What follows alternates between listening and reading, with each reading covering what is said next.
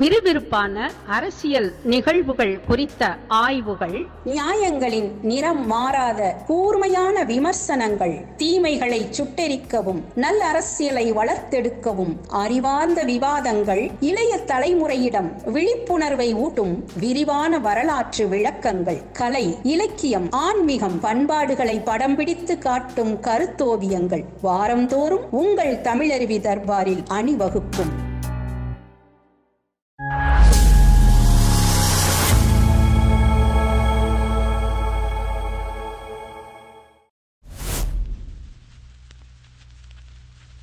தமிழருவி தர்பார் நேயர்கள் அனைவருக்கும் வணக்கம்.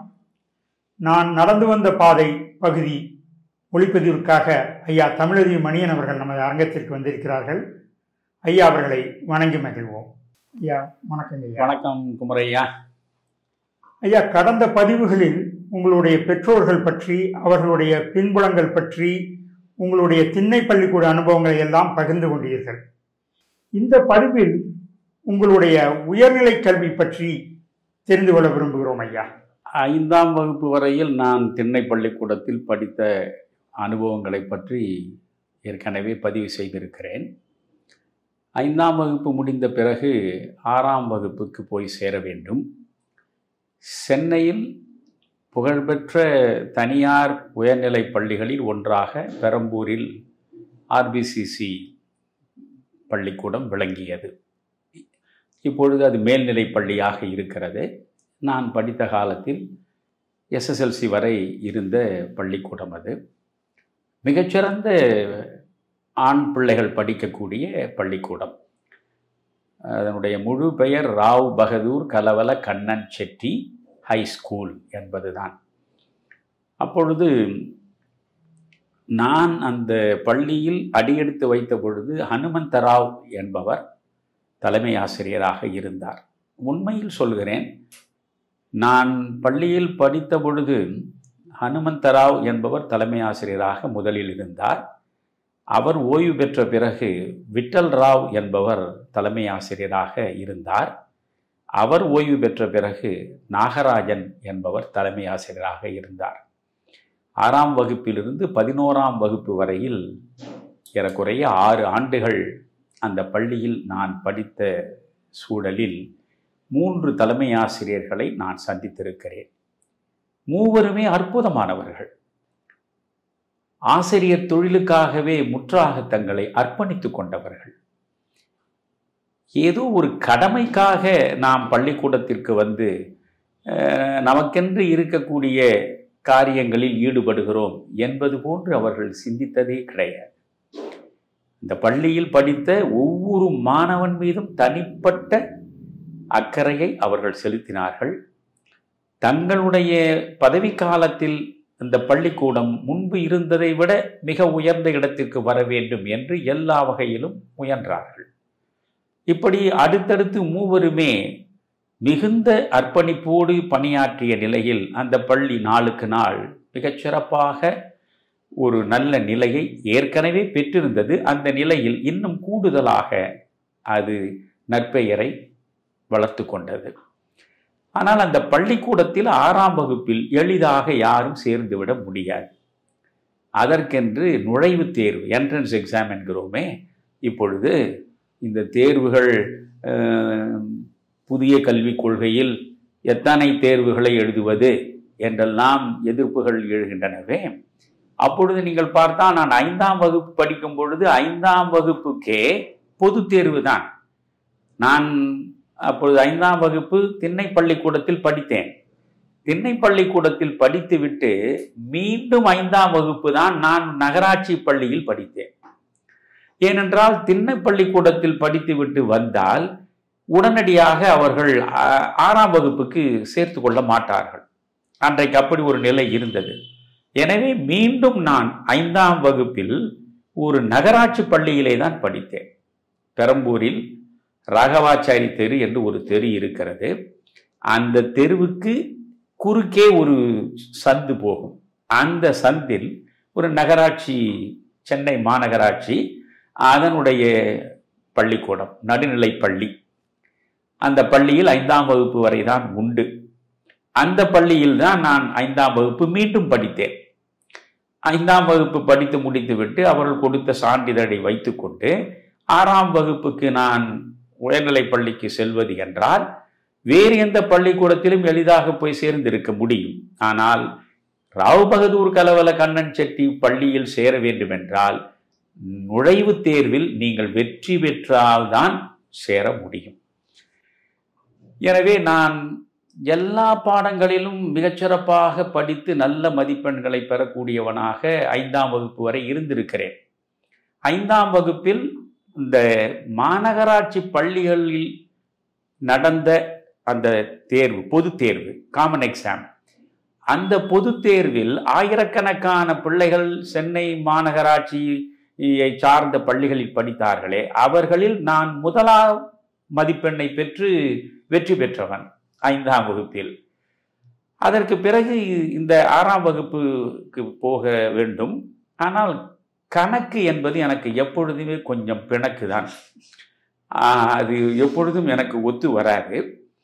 எனவே நாம் எந்த நிலையிலும் இந்த நுழைவுத் தேர்வு நடக்கிற பொழுது என்னுடைய கனவு ஆர்பிசிசி பள்ளியில் படிக்க வேண்டும் என்பதுதான். காரணம், நல்ல பள்ளி, எனவே அங்கு படித்தால் மிக நன்றாக படித்து உருவாக முடியும் என்கிற ஆசை.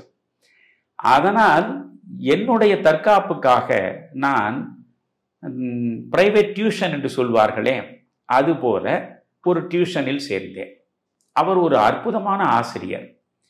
அவர் ஒரு மாதவரம் நெடுஞ்சாலையில் இருந்த ஒரு ஆண்கள் மாநகராட்சி பள்ளியில் ஆசிரியராக பணியாற்றியவர். பெயர் ராமையா. அவரிடம் நீங்கள் டியூஷன் படித்தால் நிச்சயம் மிகச்சிறந்த மதிப்பெண்களை பெற்று அடுத்த வகுப்புக்கு செல்ல முடியும் என்பது பெற்றோர்களுடைய மாற்ற முடியாத நம்பிக்கை. அந்த நம்பிக்கைக்கு ஏற்றபடிதான் அவர் பாடங்களை நடத்தி பிள்ளைகளை உருவாக்குவார். எனவே என்னுடைய தாயார், ஏற்கனவே உங்களுக்கு சொல்லியிருக்கிறேன், என்னுடைய தந்தை எதை பற்றியும் கவலைப்படாதவர், எதிலும் தன் மூக்கை நீட்டாதவர், தான் உண்டு, தன்னுடைய ரயில்வே பணி உண்டு என்பதோடு அவர் ஒரு கர்மயோகியை போல காலத்தை கடத்தியவர். என்னுடைய அம்மா அவர்கள்தான் என்னை அழைத்து கொண்டு போய் இந்த ராமையா ஆசிரியர் நடத்தக்கூடிய அந்த இரவு பள்ளியில் சேர்த்தார்கள். அந்த இரவு பள்ளியில் நான் கணிதத்திற்கு மட்டும் கூடுதலான பயிற்சியை பெற்றேன். 6ஆம் வகுப்பில் ஆர்பிசிசியில் அந்த நுழைவுத் தேர்வின் பொழுது என்ன மாதிரியான வினாக்கள் கேட்பார்கள் என்பதெல்லாம் அவருக்கு மிக தெளிவாக தெரியும். ஏனென்றால் ஆண்டுதோறும் அவர் பிள்ளைகளை அந்த தேர்வுக்கு அனுப்பி வைக்கக்கூடியவராக இருந்ததனால் ரொம்ப எளிதாக அந்த கணக்குகளை எனக்கு கற்றுக் கொடுத்தார். நான் மிகச்சிறப்பாக எழுதினேன். எழுதி முடித்து 6ஆம் வகுப்பில் நான் சேர்ந்து விட்டேன். என்னுடைய கனவு நனவாகிவிட்டது. வாழ்க்கையில் நான் கண்ட எத்தனையோ கனவுகள் நனவாகவில்லை என்றாலும் கூட 2 கனவுகள் எனக்கு நனவானது. ஒன்று, ஆர்பிசிசியில் படிக்க வேண்டும் என்று அந்த சின்னஞ்சிறு பருவத்தில் 6ஆம் வகுப்பு என்றால் என்ன, ஒரு 10 வயது 11 வயதுக்கு இடையே நான் கண்ட கனவு நிறைவேறியது. அதற்கு பிறகு மாநில கல்லூரியில் தான் படித்து பட்டம் பெற வேண்டும் என்று நான் நினைத்தேனே, அந்த கனவையும் கடவுளருளால் நான் நனவாக்கி கொண்டேன். மற்றபடி பார்த்தால் நீங்கள் பல கனவுகள் கனவுகளாகவே நின்று விட்டன. அது போகட்டும். இந்த 6ஆம் வகுப்பில் நான் சேர்ந்த பிறகும் ராமையா ஆசிரியரிடமிருந்து விடுபட நான் விரும்பவில்லை. ஏனென்றால் அவ்வளவு அற்புதமாக பாடம் நடத்துவார், ரொம்ப அன்பாக நம்மிடம் நடந்து கொள்வார். நம்முடைய தனிப்பட்ட ஆற்றல்கள் ஏதாவது இருந்தால் அதை வெளிப்படுத்துவதற்கான வாய்ப்புகளை தேடித் தருவார். நான் பள்ளியில் படிக்கிற பொழுது கட்டுரை போட்டி எல்லாம் நடந்தால் அந்த கட்டுரை போட்டி தலைப்பை அவரிடம் சொல்லிவிட்டால் அவரே அந்த தலைப்பை வைத்துக்கொண்டு என்னென்ன செய்திகளை சேகரித்து நீயாக அந்த கட்டுரையை எழுத வேண்டும் என்பதையெல்லாம் அவர் அவ்வளவு அழகாக நம்மை வழி நடத்துவார். எனவே அவரிடமிருந்து நான் 8ஆம் வகுப்பு வரையில் விட்டு பிரியாமல் ஓரளவு நன்றாகவே கணக்கு எனக்கு வந்தாலும் கூட அந்த டியூஷனில் நான் தொடர்ந்து போன வண்ணம் இருந்தேன். 6ஆம் வகுப்பு நான் போய் சேர்கிற போதுதான் கட்டபொம்மன் திரைப்படம் வருகிறது. வீரபாண்டிய கட்டபொம்மன் படம் அப்பொழுதுதான் வெளியான நிலை. இந்த கட்டபொம்மன் வந்த பிறகு நீங்கள் பார்த்தால் அந்த முழுமையான வசனம் அது ஒரு ரெக்கார்டாகவே வெளியிடப்பட்டது. அது மிகப்பெரிய விற்பனையை சந்தித்தது. தமிழ்நாட்டின் மூலை முடுக்கெல்லாம் எங்கெங்கெல்லாம் ஒலிபரப்புவதற்காக இவர்கள் ஒலிபெருக்கியை வைத்துக்கொண்டு கூட்டங்களை நடத்துகிறார்களோ அல்லது சுபகாரியங்களை நடத்துகிறார்களோ அல்லது வேறு எந்த நிகழ்ச்சிகளை நடத்துகிறார்களோ அந்த நிகழ்ச்சிகளில் தவறாமல் வீரபாண்டிய கட்டபொம்மன் வசனம் ஒலிபரப்பப்படும்.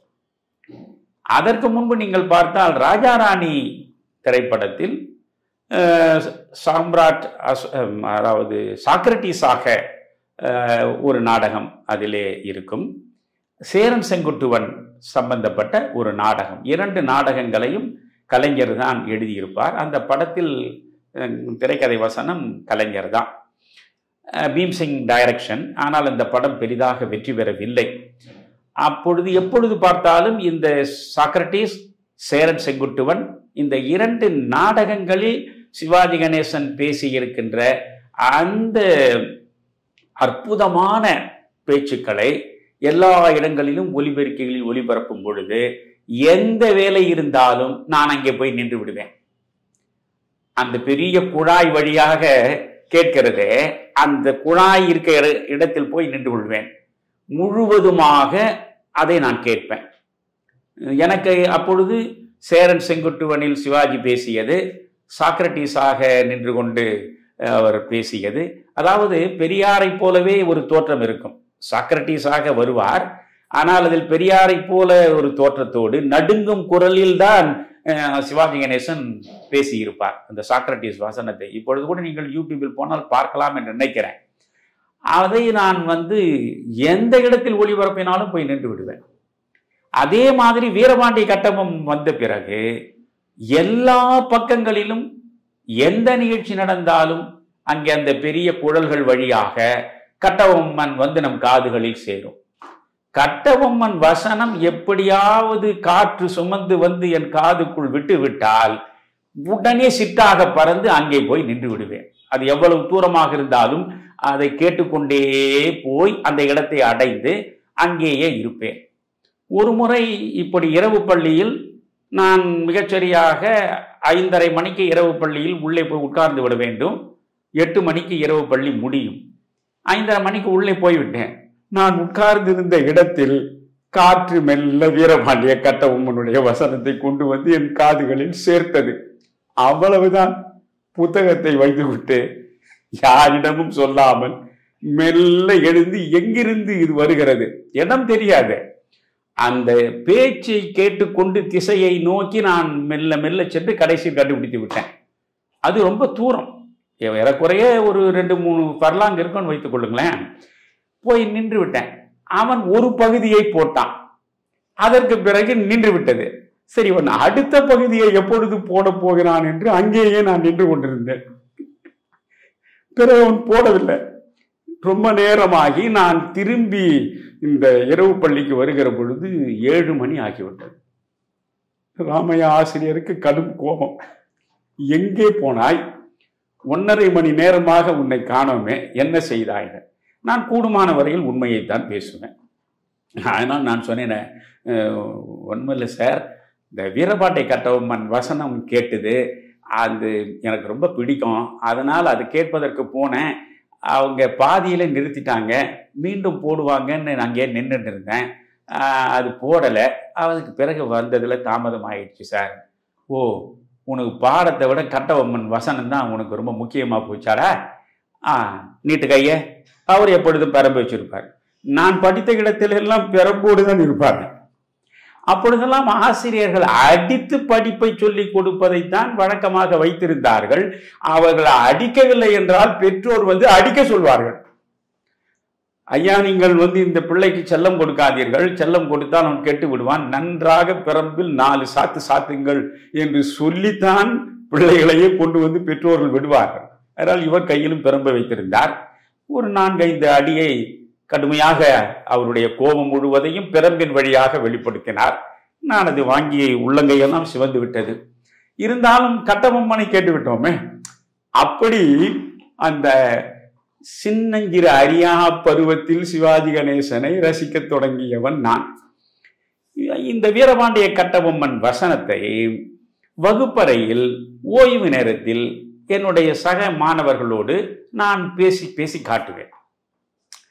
அதற்கு பிறகு ஒரு நாள் ஒரு வகுப்பறையில் வெங்கட்ராமன் என்ற ஆசிரியர், மிகச்சிறந்த ஆசிரியர், அன்புமயமான ஆசிரியர், அவரிடம் இந்த மாணவர்கள், சார் இவன் என்னுடைய பெயர் என் இயற்பெயரே பல பேருக்கு தெரியாது, அதனால் இப்பொழுது சொல்கிறேன். என் தந்தையும் தாயும் எனக்கென்று வைத்த பெயர் தெய்வ சிகாமணி. வேறொரு காரணம் இல்லை. என் தந்தைக்கு இருந்த நண்பர்களே 2-3 பேர் தான். அதில் அவர் நெஞ்சுக்கு மிகவும் நெருக்கமான நண்பர் இந்த தெய்வ சிகாமணி. எனவே அவருடைய நினைவாக எனக்கு தெய்வ சிகாமணி என்ற பெயரை வைத்தார். அதனால் எல்லா மாணவர்களும் என்னை தெய்வம் தெய்வம் என்று தான் அழைப்பார்கள். நான் அப்பொழுது தெய்வமாகிவிட்டேன். தெய்வ சிகாமணி என்று நீளமாக சொல்லாமல் தெய்வம் தெய்வம் என்று அழைப்பார்கள். என் தந்தையார் பெயர் முருகேசன் என்பதனால் எம் தெய்வ சிகாமணி.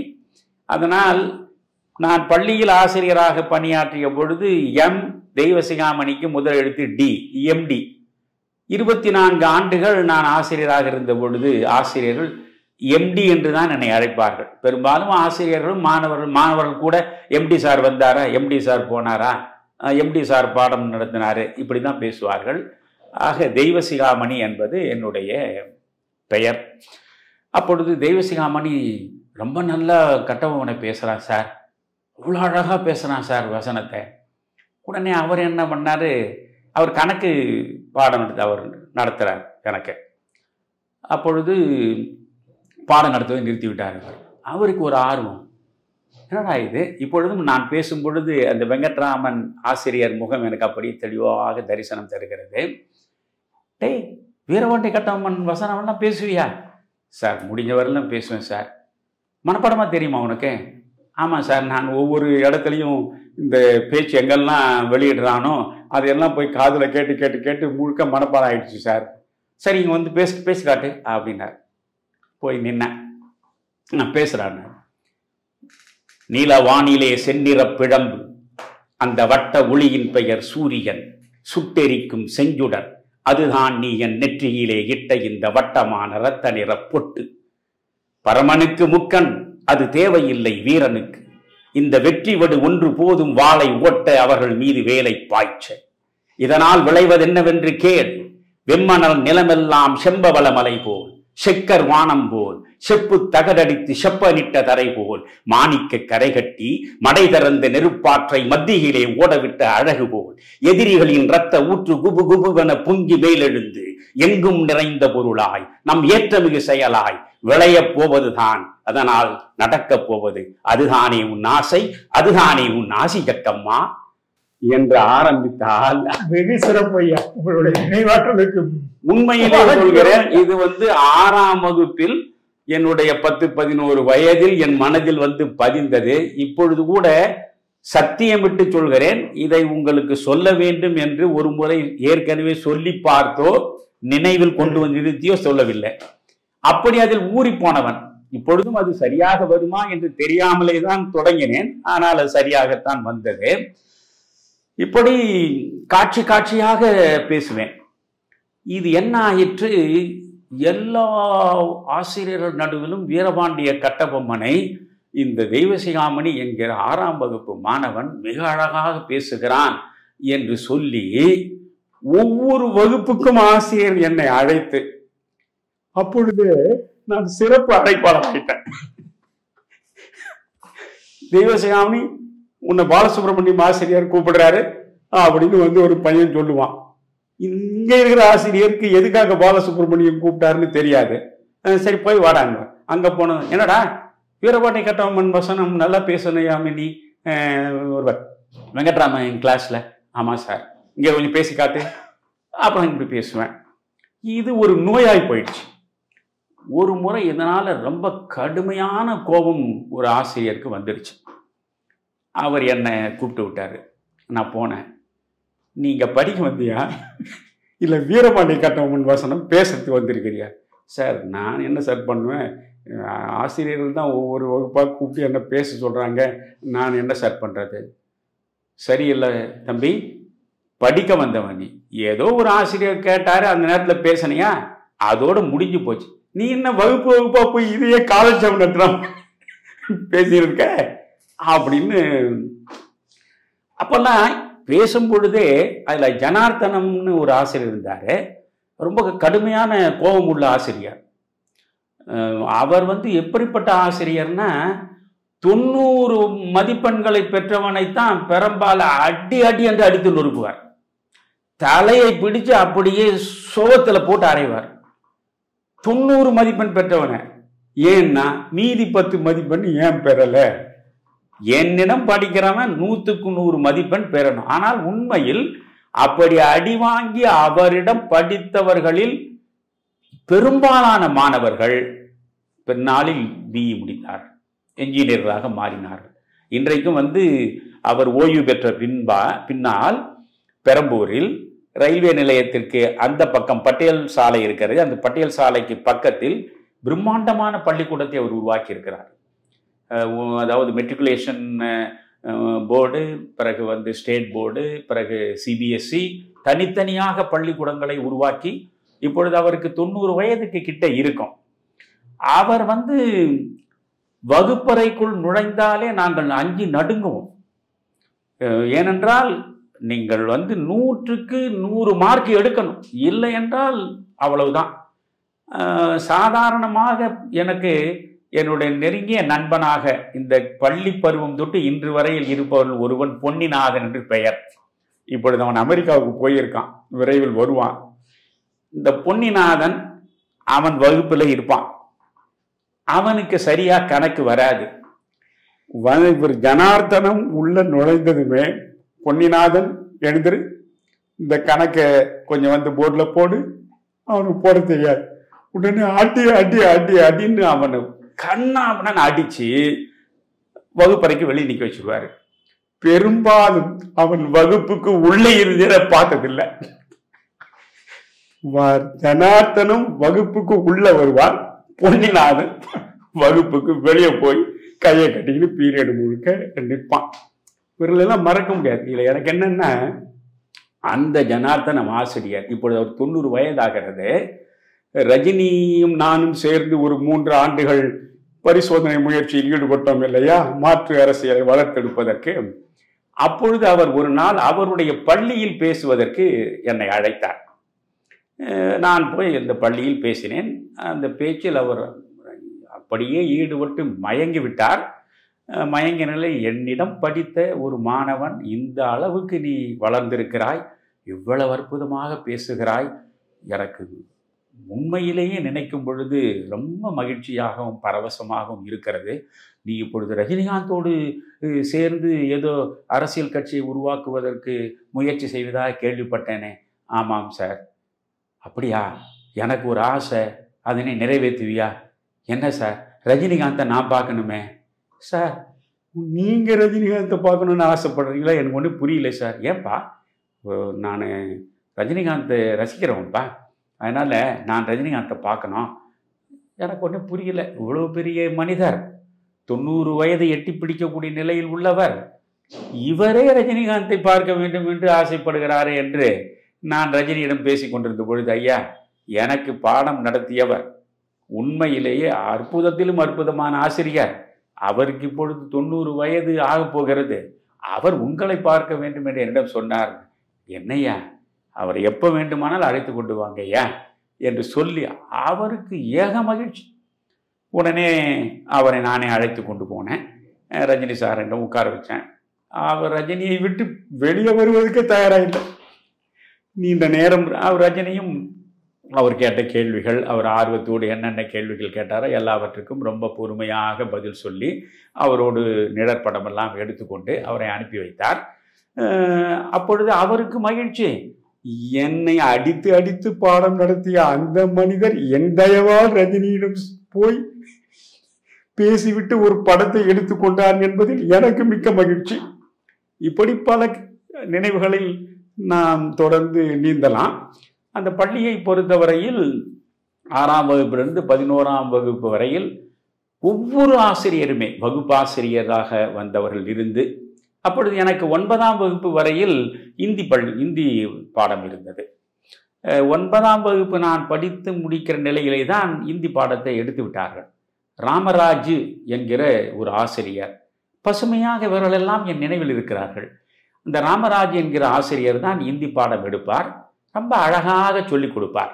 அவர் என்ன சொல்லுவார் எடுத்த உடனே, இதற்காக நீங்கள் யாரும் சிரமப்பட வேண்டாம், நீங்கள் இந்தியை படிக்கணும், இந்தியை படித்தாதான் நீங்கள் உருப்படுவீங்க, இந்தியை படித்தாதான் உங்களுக்கு வளமான வாழ்வு இருக்கும் அப்படின்லாம் நான் சொல்ல வரல. நீ என்ன செய்கிற, உனக்கு இந்தியில் உள்ள பாடத்தில் கேள்வி பதில் கொஷின் பேப்பர் கொடுப்பான். அந்த கேள்வியை படிக்கவோ கேள்விக்கு பதில் எழுதவோ நீ முயற்சி பண்ண வேண்டிய அவசியமே இல்லை. நீ அந்த கேள்வித்தாள் கொடுக்குறான் இல்லை, அதை அப்படியே பார்த்து உன் விடைத்தாளில் எழுதி வச்சு மடிச்சு கொடுத்துட்டு போ. ஏன்னா இந்தி கம்பல்சரி கிடையாது, கட்டாய பாடம் கிடையாது. இந்தி படிப்பதற்காக 3வது மொழியை பிள்ளைகள் அறிந்து கொள்ள வேண்டும். அந்த 3வது மொழியில் தங்களை ஈடுபடுத்தி கொண்டால் பின்னாளில் அவர்களுக்கு அது பயனுள்ளதாக இருக்கும் என்று அப்பொழுது காங்கிரஸ் ஆட்சியில் மும்மொழி கொள்கை இருந்தது. அந்த மும்மொழி கொள்கையினால் அவர்கள் இந்தியை கொண்டு வந்தார்கள். ஆனால் இந்தி கட்டாய பாடம் கிடையாது. எனவே என்னை பொறுத்தவரையில் அந்த கேள்வித்தாளை நம்முடைய ராமராஜ ஆசிரியர் என்ன சொன்னாரோ சொன்னதை வேதமாக ஏற்றுக்கொண்டு கேள்வித்தாளை கொடுத்தால் கேள்வித்தாளை பார்த்து அப்படியே இந்தியில் எழுதி மடித்து கொடுத்துட்டு வந்து விடுவேன். இப்பொழுது கூட என்னால் தெய்வ சிகாமணி என்று இந்தியில் அழகாக எழுத தெரியும். ஏனென்றால் அப்பொழுது அந்த பழக்கம் வந்தது அல்லவா. அது அப்படி இந்தியை ஓரளவு அங்கே பரிச்சயமாகி பாதியிலேயே இந்தி என்னிடமிருந்து பறிபோய்விட்டது. இப்பொழுது நினைத்து பார்க்கிறேன். ஆனால் நானும் முயன்று என்னுடைய மிக நெருங்கிய நண்பன் நைட்பால் பாண்டியன் என்பவன், அவன் என்னோடு கல்லூரியில் படித்து அவன் உடனடியாக அவன் IAS தேர்வு எழுதி IAS ஆகி 30 ஆண்டுகள் டெல்லியில் பல்வேறு உயர்நிலை பதவிகளில் இருந்து அவன் இறக்கும் வரையில், சென்ற ஆண்டு அவன் இறந்து ஒரு 2 ஆண்டு கூட முடியவில்லை, 70 வயது கடந்த நிலையிலும் மத்திய அரசு அவனுடைய திறமையின் மீது வைத்திருந்த நம்பிக்கையினால் அவனை விடவே இல்லை. பல்வேறு துறைகளில் அவனுடைய பங்களிப்பை அவர்கள் பெற்றுக்கொண்டே இருந்தார்கள். அவ்வளவு ஆற்றல் பெற்றவன். ஒவ்வொரு ஆண்டும் கோடை விடுமுறை பள்ளியில் எனக்கு வருகிற பொழுது நான் அங்கே போய் விடுவேன். நான் ஆசிரியராக பணியாற்றிய பொழுது அவனோடு தான் போய் 1 மாதம் இருப்பேன். எனக்கு அவர்கள் பேசுகிற இந்தியில் ஒரு எழுத்தும் தெரியாது, ஒன்றும் புரியாது. உடனே அவன் சொல்வான், ஏண்டா ஹிந்தி ரொம்ப எளிமையான மொழிடா, அதை ஏண்டா உன்னால் படிக்க முடியலன்னுவான். டேய், அடுத்த ஆண்டு உன்னை சந்திக்கும் போது பாரு, சரளமாக ஹிந்தி பேசுவேன்னு சொல்லிட்டு வருவேன். கொஞ்சம் உடனே ஆர்வமாக ஹிந்தி புத்தகம்லாம் வாங்கி வச்சு படிப்பேன். ஒரு 20-25 அத்தியாயம் வரைக்கும் எழுதி பார்ப்பேன். அதோடு அவ்வளவுதான். இப்போ நான் வாங்கி வைத்திருக்கிற அந்த ஹிந்தி புத்தகங்கள்லாம் இருக்கு. பல முறை முயன்றாலும் 25லேருந்து 30 அத்தியாயமா இருக்கும், 30லேருந்து 35 அத்தியாயமா இருக்கும். இப்போ கூட கொஞ்சம் நீங்க எழுத்து கூட்டி படிப்பேன். நான் அந்த அளவுக்கு தான் தெரியுமே தவிர மற்றபடிக்கு அந்த இந்திக்கும் எனக்கும் எந்த வகையிலையும் உறவு சரியாக அமையவில்லை. ஆனால் அது 9ஆம் வகுப்போடு அந்த இந்தி முடிந்து விட்டது. அதுதான். மற்றபடிக்கு என் பள்ளி வாழ்க்கையில் நீங்கள் பார்த்தால் எல்லா பேச்சு போட்டி, எல்லா பாட்டு போட்டி, எல்லா கட்டுரை போட்டியிலும் தொடர்ந்து நான் பரிசுகளை பெற்று குவித்திருக்கிறேன். தெய்வசிகாமணி பேசுறான்னாவே அவன் தான் முதல் பரிசு பெறுவான் என்பது ஒரு எழுதப்படாத விதி. அது மாதிரி பேசுவேன். அப்பொழுது பாஞ்சாலி சபதத்தில் ஹரி ஹரி என்றாள் கண்ணா, அபயம் அபயம் எனக்கு அபயம் என்றாள் ஒரு பாடல் பகுதி இருக்கும். அந்த பகுதியை மனப்பாடமாக முகபாவங்களோடு மிகச்சிறந்த உச்சரிப்பில் வெளிப்படுத்துவதற்கான ஒரு போட்டியை வைத்தார்கள். சென்னை மாநகரம் முழுவதும் இருக்கக்கூடிய உயர்நிலை பள்ளிகளில் உள்ள மாணவர்களுக்கான போட்டி. நான் அதில் இங்கே அதாவது பகுதியாக அந்த போட்டி நடந்து ஒவ்வொரு கட்டத்திலும் நாம் வெற்றி பெற்றால்தான் இறுதித் தேர்வுக்கு இறுதிப் போட்டிக்கு போக முடியும். அப்படி கட்டம் கட்டமாக நான் வெற்றி பெற்று இறுதிப் போட்டி திருவல்லிக்கேணி ஹிந்து ஹைஸ்கூல் அதில் நடந்தது. அதற்காக என்னை இங்கிருந்து அனுப்பினார்கள். என் வாழ்க்கையிலேயே முதன் முறையாக என் பள்ளிக்கு எதிரே 29A பெரம்பூரிலிருந்து திருவல்லிக்கேணிக்கு செல்லக்கூடிய பேருந்தில் நான் ஏறி தனியாக திருவல்லிக்கேணிக்கு செல்கிறேன். அதான் முதலில் திருவல்லிக்கேணியில் சென்று அந்த பள்ளிக்கூடத்தில் போய் இந்த போட்டியில் பங்கேற்றேன். பாரதிக்கு நேர்ந்தது தான் எனக்கும் நேர்ந்தது. செந்தமிழ்நாடு என்னும் போதினிலே என்று பாட்டை எழுதினார் அல்லவா பாரதியார். அது ஒரு கவிதை போட்டியே வைத்தார்கள் தூத்துக்குடியில் நினைக்கிறேன். அந்த போட்டிக்கு பாரதியாருடைய கவிதையை அனுப்பி வைத்தார். அவருக்கு 2ஆம் பரிசு தான் கிடைத்தது. இன்று வரையில் முதல் பரிசு பெற்றவர் யார், அவர் எழுதிய கவிதை எது என்று யாருக்குமே தெரியாது. ஆனால் 2ஆம் பரிசு பெற்ற செந்தமிழ்நாடு என்னும் போதினிலே இன்பத்தேன் வந்து பாயுது காதினிலே, எங்கள் தந்தையர் நாடென்ற பேச்சினிலே ஒரு சக்தி பிறக்குது மூச்சினிலே, இது எல்லோருக்கும் தெரியும்.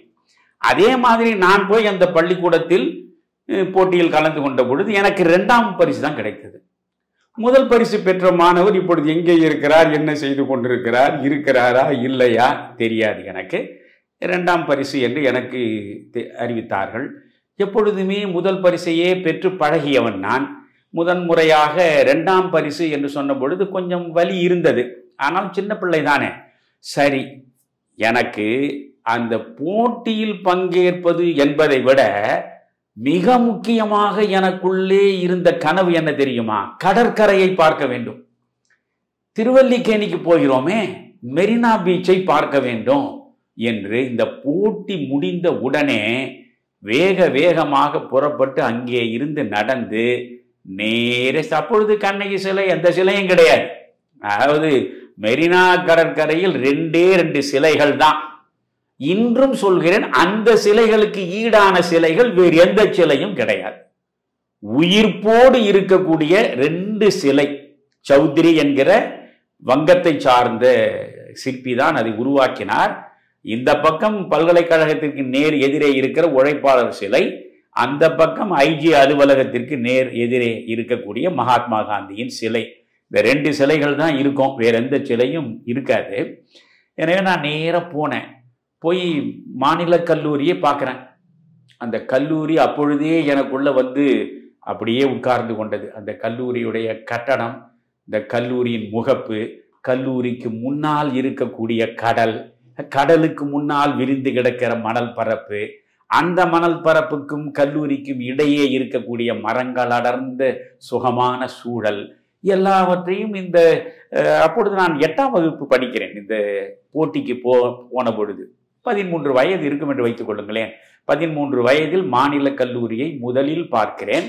மெரினா கடற்கரையை முதலில் பார்க்கிறேன். ஏனென்றால் என்னுடைய தாயோ தந்தையோ எங்கும் எங்களை அழைத்து கொண்டு போனது கிடையாது. அதனால் முதன் முறையாக போய் பார்க்கிறேன். போய் மணலில் அந்த விரிந்து கிடக்கக்கூடிய மணற்பரப்பில் அடியடியாக எடுத்து வைத்து நடந்து இந்த கடலுக்கு முன்னால் கடற்கரையில் போய் நிற்கிறேன். இங்கிருந்து பார்க்கின்ற இடமனைத்தும் பரவி கிடக்கக்கூடிய அந்த கடல், அந்த தொடுவானம் பார்த்து உண்மையில் பரவசப்பட்டேன் என்று சொல்வதை விட பயந்து விட்டேன். இவ்வளவு பெரிய கடல், அங்கே ஒரு தொடுவானம், இந்த கடலுக்குள் மூழ்கினால் என்ன ஆவது? கடல் கரையை தாண்டி உள்ளே வந்து விட்டால் நகரம் என்ன ஆவது? இது போன்ற நினைவுகள் எனக்கு ஏற்பட்ட அந்த கடல் என்னை அச்சுறுத்தியது. அலையலையாய் பேரலையாய் புரண்டு புரண்டு படுத்து விண்ணி வெடித்து அது கால்களை தழுவுகிற அந்த நிலையில் நான் பின்னாளில் அந்த கடல் கரைக்கு நான் காதலனாக மாறிவிட்டேன். என் கல்லூரியில் படித்த பொழுது, மாநில கல்லூரியில் பல மாலை பொழுதுகள் எந்த காரணமும் இல்லாமல் அயன் பிரிட்ஜ் என்று இருக்கிறதே பல்கலைக்கழகத்தின் இந்த ஓரத்தில், அங்கிருந்து தொடங்கி இப்பொழுது இருக்கக்கூடிய கலங்கரை விளக்கம் வரையில் அந்த கடற்கரை ஓரத்தில் கால்களை அலைகள் தழுவ தழுவ நடந்து செல்வதில் எனக்கு அப்படி ஒரு சுகம், அப்படி பலகாலம் நடந்திருக்கிறேன். எனவே ஆனால் முதலாக அந்த கடலை பார்த்த பொழுது எனக்குள் பரவசம் ஏற்பட்டது என்று பொய்யுரைக்க முடியாது. அப்பொழுது ஒரு அச்சம்தான் ஏற்பட்டது, இவ்வளவு விரிந்த கடலா என்று. ஆக இன்று வரையில் என் மனதுக்குள் என் உயர்நிலை பள்ளி பருவம் என்று பார்த்தால், ஒன்று நான் பேசிய வீரபாண்டிய கட்டபொம்மன், அடுத்து நான் போட்டிக்காக திருவல்லிக்கேணி இந்து பள்ளியில் போய் பங்கேற்றது, 2ஆம் பரிசு பெற்ற நிலையில் மெரினா கடற்கரையில் போய் நின்றது. அடிமனத்தின் சுவடுகள் என்று நான் எழுதியதுதான். இப்பொழுது நான் 33 புத்தகங்களை எழுதியிருக்கிறேன். நான் படைத்த முதல் புத்தகம் அடிமனத்தின் சுவடுகள் தான். அந்த அடிமனத்தின் சுவடுகளில் கடற்கரை மணலில் என்று ஒரு தனியாகவே ஒரு கட்டுரை எழுதியிருப்பேன் மெரினா கடற்கரையை பற்றி. என் பள்ளி பருவம் என்று சொல்லுகிற பொழுது பல்வேறு நினைவுகள் எனக்குள்ளே நிழலாடுகின்றன. எல்லாவற்றையும் பதிவு செய்வதற்கு நேரமில்லாத காரணத்தால் சுருக்கமாக நான் வெளிப்படுத்துகிறேன். எனக்கு பாடம் நடத்திய பல ஆசிரியர்களுடைய பெயர்கள் இன்னமும் என் நினைவில் அப்படியே நிழலாடுகின்றன. பாலசுப்ரமணியம் என்று ஒரு ஆசிரியர், அதற்கு பிறகு சுந்தரமூர்த்தி என்று தமிழ் ஆசிரியர், அதற்கு பிறகு ராமகிருஷ்ணன் என்று ஒரு தமிழ் ஆசிரியர், இப்படி ஏராளமான ஆசிரியர்கள் எனக்கு பாடம் நடத்தினார்களே. ஒவ்வொரு ஆசிரியரையும் மறவாமல் என் நினைவு புத்தகத்தில் நான் குறித்து வைத்திருக்கிறேன். அவர்களை பற்றி அடிக்கடி நான் நினைந்தும் பார்ப்பேன். என்றாவது ஒரு நாள் அந்த பள்ளிக்கூடத்திற்குள்ளே நுழைந்து நான் படித்த பள்ளி எப்படி இருக்கிறது என்று பார்க்க வேண்டும் என்ற ஒரு ஆசை இருந்தது. அதே மாதிரி மாநில கல்லூரியில் நான் படித்து முடித்த பிறகு அந்த கல்லூரியை இப்பொழுது போய் பார்க்க வேண்டும் என்று நான் ஆசைப்பட்டேன். அது ஒரு நாளில் நடந்தது. குமுதத்தின் சார்பாக, குமுதம் இதழின் சார்பாக இந்த பள்ளிக்குள்ளே செல்ல வேண்டும் என்று நினைப்பேன். எப்பொழுதும் அந்த பள்ளிக்கு வெளியே போகிற போது வருகிற பொழுது அந்த வீதியில் நினைவு நிழலாடும். ஆனால் உள்ளே சென்றதில்லை. 1900, அதாவது நீங்கள் பார்த்தால் நான் 11ஆம் வகுப்பு முடித்தேன். அப்பொழுது 1964 ஏப்ரல் மாதம் அந்த பள்ளியை விட்டு நான் வெளியே வந்தேன். இப்பொழுது 2025 நடக்கிறது. ஏறக்குறைய இடையில் 61 ஆண்டுகள் ஓடிவிட்டன. ஆனால் இப்பொழுதுதான் உங்களை அழைத்து கொண்டு நான் அந்த பள்ளிக்கு போனேன். புரிகிறதா? ஏனென்றால் இந்த 96 படம் என்னை அந்த அளவுக்கு பாதித்தது. இந்த விஜய் சேதுபதி அந்த பள்ளிக்கூடத்தில் படித்த பழைய நினைவுகளோடு தான் சின்னஞ்சிறு பையனாக படித்தது எந்த வகுப்பிலோ அந்த வகுப்பில் எந்த இடத்தில் அமர்ந்தாரோ அதே இடத்தில் போய் அமர்ந்து அந்த மேசையை மெல்ல வருடி கொடுத்த நிலையில் பழைய நினைவுகள் மூழ்குகிற அந்த காட்சியை பார்த்த பொழுது, நாமும் ஒரு நாள் நம்முடைய பள்ளிக்கூடத்தில் சென்று நாம் படித்த வகுப்பில் போய் அமர்ந்து இதே போன்ற உணர்வுகளை பெற வேண்டும் என்று நினைத்தேன்.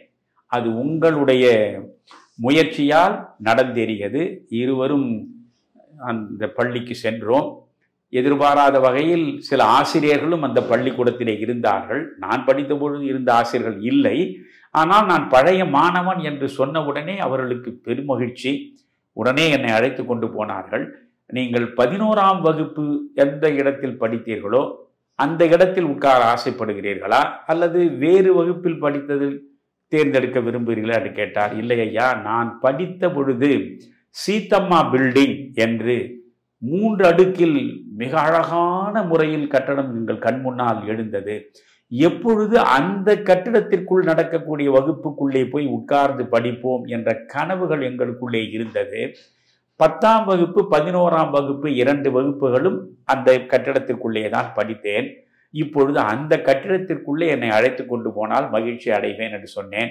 அதற்கென்னையா வாருங்கள் என்று அழைத்து கொண்டு போனார்.